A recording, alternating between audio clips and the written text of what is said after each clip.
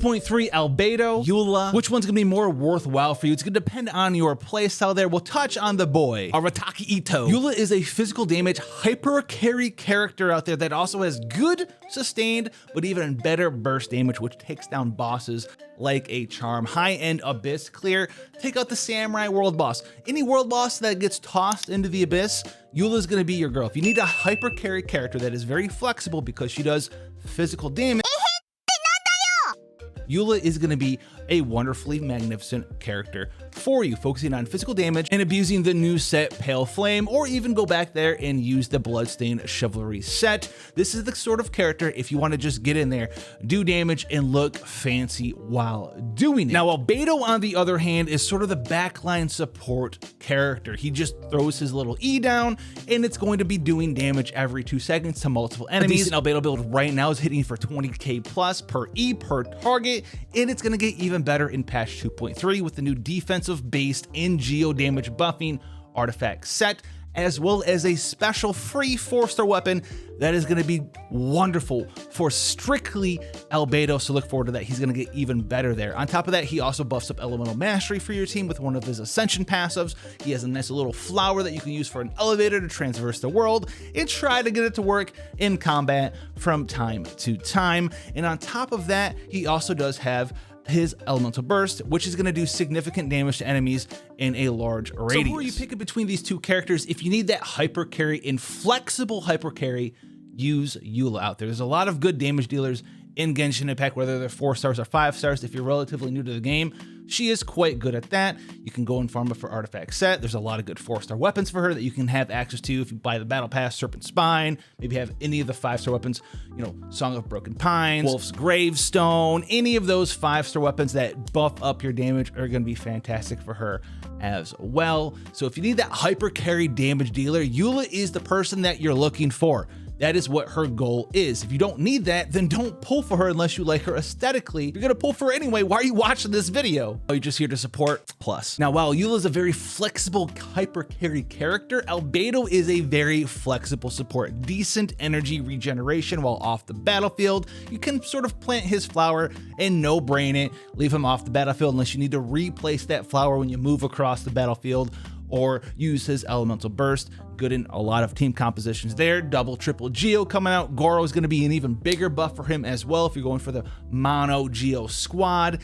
And then on top of that, he also works well with different elemental reaction teams due to him being able to give you 125 elemental mastery from his ascension, which procs when you use his elemental burst. Between these two characters, Albedo is actually going to get better in 2.3 compared to Eula. New artifact set made specifically for him, and a new weapon which you're going to be able to get to R5 for free, which is going to be his best weapon, hands down, slotting period, allowing him to do just off the battlefield damage like a monster. Now, between constellations, which could be a thing for you guys out there as well, you have constellation C1 and C2 for Eula, which are going to be her most game-breaking constellation. C1 here, free 30% physical damage, which can keep up full time. C2 is going to make her much more sort of tangible, easier to play. You can kind of no-brain her with this one, whether you're using your press or your hold on your E. It's always going to have a 4-second cooldown, and that is going to be fantastic. C6 is absolutely overkill, which I don't think anything in the game needs to get hit for over 1,000,000 damage.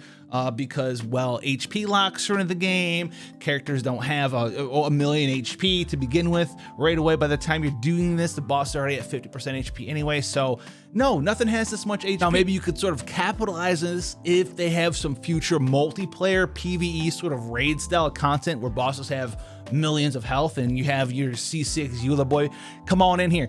Let's get this done. You know me, chap. I got the CC on lock. I got the C6s everywhere. I'm going to take this out. Now, when it comes to Albedo, very similar thing as well. C1, not so great. C1 for Eula's better here. This gives him a little bit extra energy regeneration, but he only needs 40 energy anyway.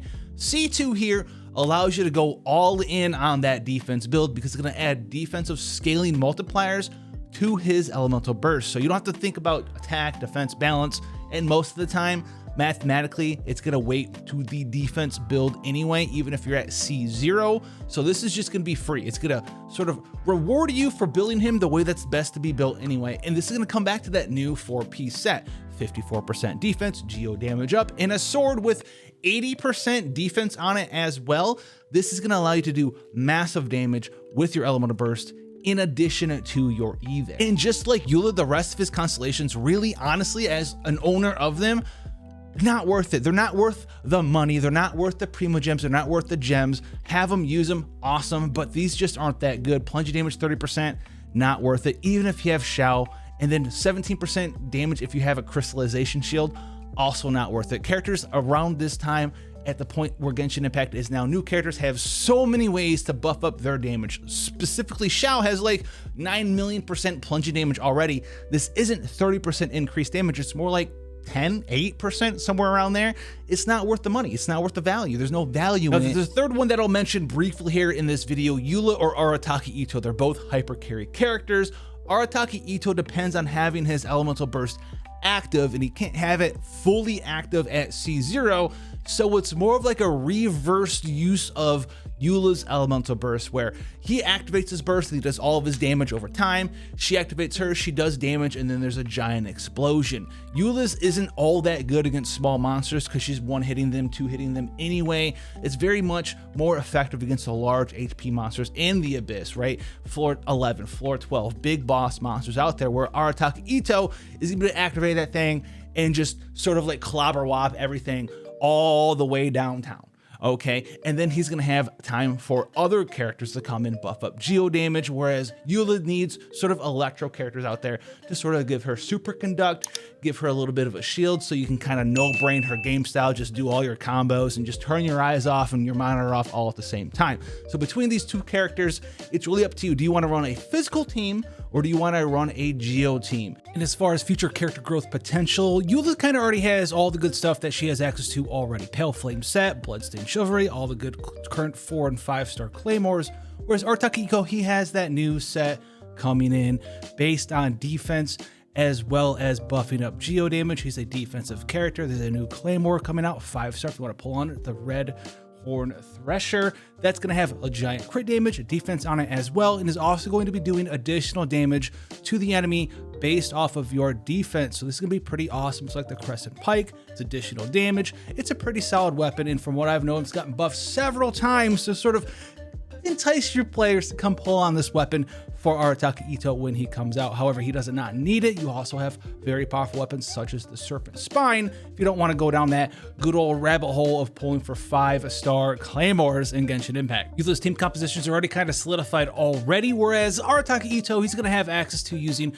several different characters that Eula can't use, from Bennett to the newly fleshed out Goro, Big Shielder Zhongli. Albedo is going to be a fantastic compatriot for Arataki Itto as well. And that's going to be explained later on mathematically wise on this channel between those two characters in the next week or so when we finalize that math. So you know what to do if you want to see that stuff, and I'll catch you guys for the next one.